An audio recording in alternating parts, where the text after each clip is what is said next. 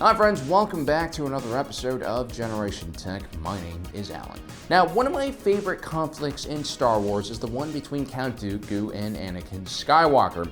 Both in their first and last battle together, someone loses a hand, and as we all know, you can't have a good lightsaber battle until someone loses a hand.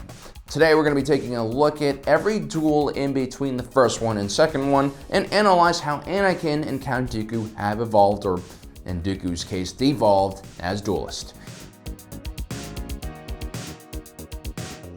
As the Battle of Geonosis begins to turn against the Separatist Alliance, Count Dooku attempts to escape the planet before all of his forces are overrun by the Grand Army of the Republic. Not only is the Count trying to escape with his head, he also has in his possession the earliest prototype of the Death Star. Jedi Knight Obi-Wan Kenobi and his Padawan Anakin Skywalker are in pursuit of the Count and end up following him into a secret hangar.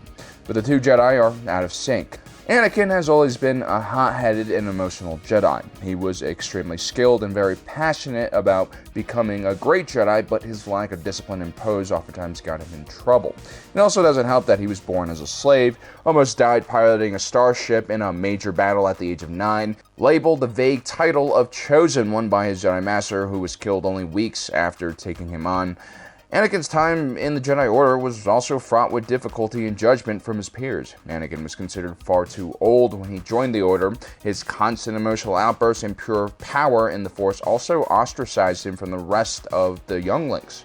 To make matters worse, by the time of the Battle of Geonosis, Anakin was 20 years old and a young adult in his most vulnerable and chaotic time. His veins are coursing with testosterone and a desire to conquer everything in his path. His Jedi training could barely contain his angst and energy. And just days before the Battle of Geonosis, he held his mother as she died in his arms. She was in captivity with the Tusken Raiders, where she was tortured and brutalized for days on end. This, of course, was too much for the young Padawan to handle, and he ends up slaughtering the entire village. The first sign of the cracks that would eventually overwhelm him and turn him to the dark side. Now, prior to landing in Dooku's secret lair, Anakin and Obi-Wan had been accompanied by Padme Amidala. No idea why a senator is engaged in the pursuit of a dangerous war criminal in the middle of a battlefield, but hey, maybe we can learn something from this and actually send our own legislators to do something useful for a change in Syria. While in pursuit, the Republic gunships are hit, causing Padme to fall out onto a sand dune along with a clone trooper.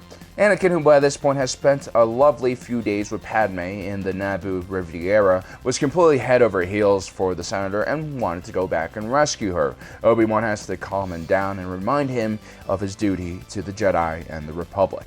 And so, as Anakin and Obi-Wan walk into Dooku's lair, the young Padawan is dealing with the recent death of his mother, the massacre of a village, along with the knowledge that the woman he loves is trapped on a sand dune in the middle of an irradiated wasteland. And of course, his emotions completely are out of control, and he disobeys his master and quickly rushes Count Dooku head-on and gets blasted in the face with Sith lightning. Now, Anakin isn't a complete idiot. He was by far the most talented Padawan in the Jedi Order, and his lightsaber skills easily matched many Jedi Knights. But Count Dooku was one of the best duelists in the Jedi Order when he had left. His skills were equal to Mace Windu and the Grand Master Yoda himself. One of the reasons why Count Dooku was so brilliant was the fact that he used Form 2 in lightsaber combat known as Makasi. It was specifically designed to duel other lightsaber users in a one-on-one situation. It was focused on efficient and precise movements, redirecting the enemy's kinetic forces back towards them, and while not physically strenuous, it was incredibly difficult to master. This ancient form was developed during a time when massive armies of Jedi and Sith roamed the battlefields, slaughtering each other. It was the perfect form for a wise and elderly statesman like Count Dooku. The one advantage that the two Jedi had against Count Dooku was that they could attack him at once. Form 2 was not that great against the multiple attackers, and usually the duelists had to focus on isolating individual fighters and quickly taking them out one-on-one, which Anakin conveniently did himself by running into his lightning.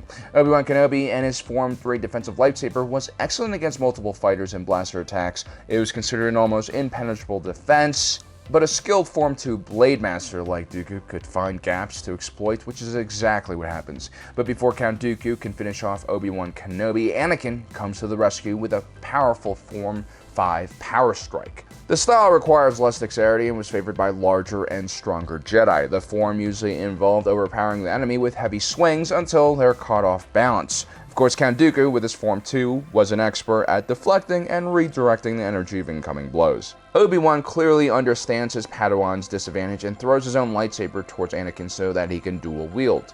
Dual wielding requires a lot of precision, focus, and training. Anakin, fortunately, was infatuated with lightsaber training, and throughout his time in the Jedi Temple, he had spent a ridiculous amount of time trying to learn every form of lightsaber combat, including dual wielding using Form 4. Form 4 was one of the most extravagant forms of lightsaber combat. It involved rapid, quick strikes combined with force-assisted jumps and rolls. Done correctly, an individual using this form becomes a blur of light and energy. Anakin's first master Qui-Gon Jinn preferred Form 4 and used it quite well, but ultimately, as we see during his duel against Maul, Form 4 uses way too much physical and force energy and quickly drains the fighter. It also wasn't great in enclosed spaces with limited room. Form 4 or Ataru was also extremely difficult to master, and usually Padawans were discouraged from using it because the aggressive lunges and flips and attacks usually left the fighter open to counterattacks. Ataru was originally designed during the Mandalorian Wars for engaging single heavily armed opponents. But still, it was probably Anakin's best shot at defeating the Count. The quick succession of strikes of Form 4 would put a Form 2 fighter on the defensive, which is exactly where you would want them.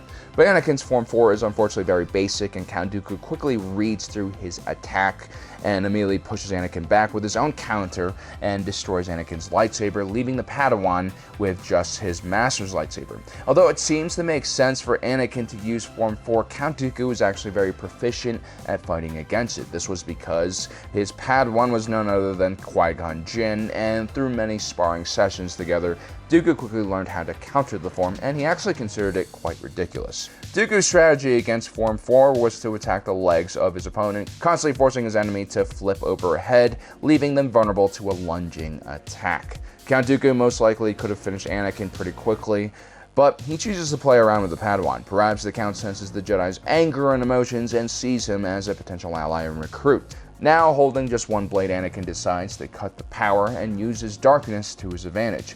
His power in the Force allows him to sense things with great accuracy, but he again underestimates Count Dooku's own ability to fight in the dark. Anakin falls back into Form 5, his more natural and most practiced form. In the darkness, Mikasa has an advantage once again because it relies on feints and surprise maneuvers. The subtle shifts in stances that Dooku uses and variation in angle of the blade made it very difficult to judge in the dark. The simple nature of Form 5 combined with its power strikes are quite easy to see coming, especially because the lightsabers glow in the dark. Form 5's neutral stance involves an overhead position with the lightsaber for more power.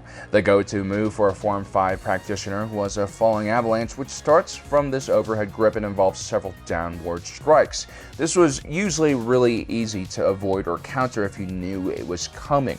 The duel ends as Dooku easily parries another one of Anakin's blows and slices his hand off. It almost seems like Dooku freezes Anakin in a position for a moment, although we don't see Dooku use the Force in any physical way.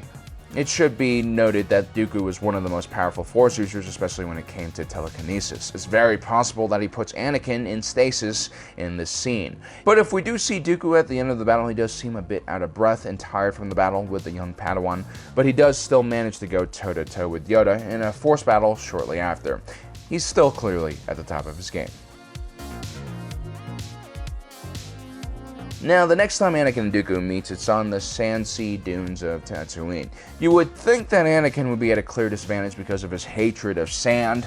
It's coarse. But the reality was he was quite used to running around on the sand as a child in Mos Espa and would oftentimes beat up non-humans on it. It was a surface he was very used to. Dooku starts off his attack once again with lightning, but Anakin has learned that his lightsaber can absorb pure Sith energy quite well. He really learns from his past mistakes. This time, as the two clash, Anakin plays it a bit safer and less aggressive.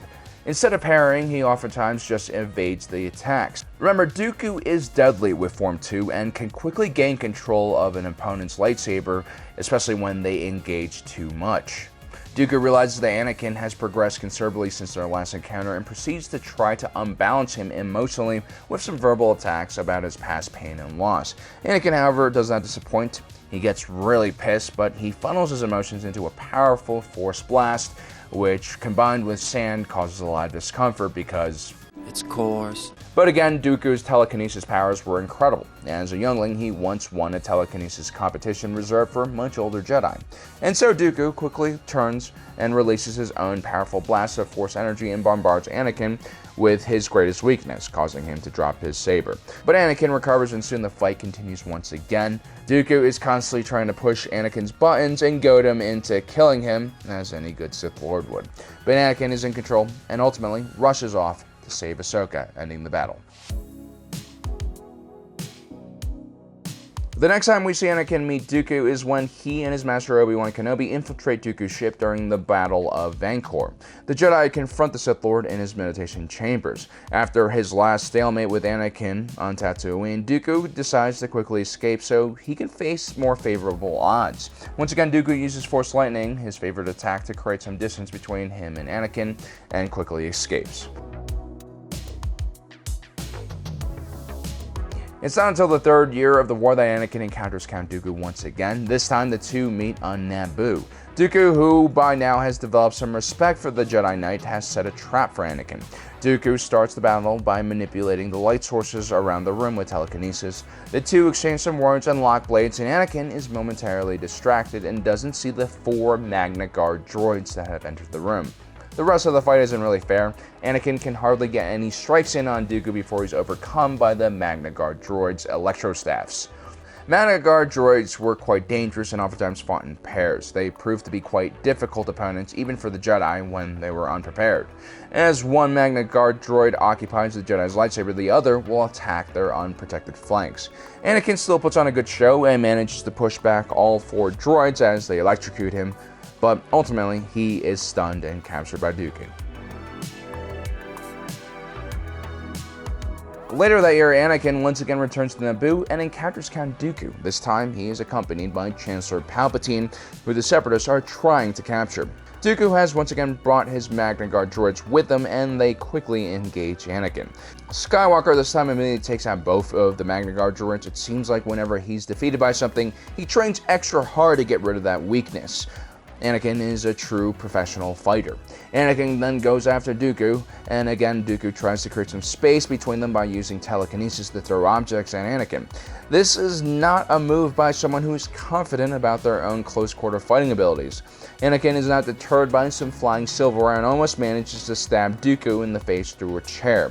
Palpatine, of course, is carefully watching and pleased with Anakin's progress. As Dooku and his Magna Guard droids tried to withdraw from the Naboo palace with Palpatine in custody, Anakin continues to press his attack with his powerful and much more refined Form 5. Using the falling avalanche method, he manages to knock down Dooku for a second and chokes him simultaneously, a very dark side move. But Dooku manages to blast Anakin with some Sith lightning, throwing the young Jedi across the room. But before Dooku can escape, Obi-Wan Kenobi arrives in disguise and manages to free Palpatine. In the last year of the war, Obi-Wan Kenobi and Anakin travel to the world of Obadiah in search of clues about the death of Jedi Master Sifo Dyas. Before they uncover the truth, though, they run into Count Dooku once again. Count Dooku's confidence seems renewed, and he's more than willing to engage both Jedi. He takes a sort of fencing stance, which is quite stylish, but not all that effective. But because he's so good at Form 2, it doesn't really matter. Obi-Wan and Anakin are in sync, though, and patiently test Dooku's flanks. Dooku, as always, picks off Obi-Wan Kenobi first with a kick and almost sends him careening off of a sheer drop. Anakin, who is like a brother to Obi-Wan Kenobi, lends him a bit of force to keep him steady. Dooku again is playing the isolation game and trying to separate the two so that he can destroy one of the Jedi's one-on-one. Dooku is fighting much better than we've seen him in the past, and his agility and speed definitely stand out. He's most likely gotten some performance-enhancing spice from the Pike Syndicate while visiting their lovely opium dens on Obadiah. What's interesting here is that once again Dooku casts aside Anakin and tells Obi-Wan that he should join him. Since Geonosis, Dooku has wanted to train Obi-Wan as his own apprentice. For some reason, he never liked Anakin. Perhaps he sensed just how uncontrollable the young Padawan's power could be. Dooku was always a disciplinarian as a master, and Obi-Wan Kenobi was always in control of himself. The Pikes surround the Jedi and Dooku and go after the Sith Lord, but once again Dooku shows just how powerful he is, and he defeats all of them and manages to get away from their combined firepower. In a last-ditch attempt to stop the Sith Lord, Obi-Wan Kenobi launches Anakin towards Dooku's escape ship, but before they can fully engage each other, Dooku disables the ship and hops onto another one and makes another escape. In the last episode of the Clone Wars, for now, Anakin and Yoda stumble across Dooku and Palpatine doing some blood magic. This time, a group of 501st Legion clone troopers take Count Dooku's lightning instead of Anakin. While Yoda goes after Palpatine, Anakin quickly lands a strike on Count Dooku and disarms his lightsaber with a very similar move that Dooku used to cut his hand off 4 years ago at Geonosis. Anakin is about to scissor Dooku's head, but Yoda is there this time to stop him, but Anakin kills him anyway. But of course, this is all a vision that Yoda has, and it foreshadows what's to come very soon. The final encounter between Dooku and Anakin arrives in the middle of the Battle of Coruscant. Obi-Wan Kenobi is once again with them, and the prize is Palpatine. Obi-Wan and Anakin start off super in sync and aggressive. Anakin presses Dooku as Obi-Wan attempts to find gaps in his flanks, but Dooku is again flawless at holding the two back. Obi-Wan once again falls quickly to a forced push. Dooku gets Anakin one-on-one for a bit, and Obi-Wan manages to come at Dooku's back, but this really pisses off Dooku.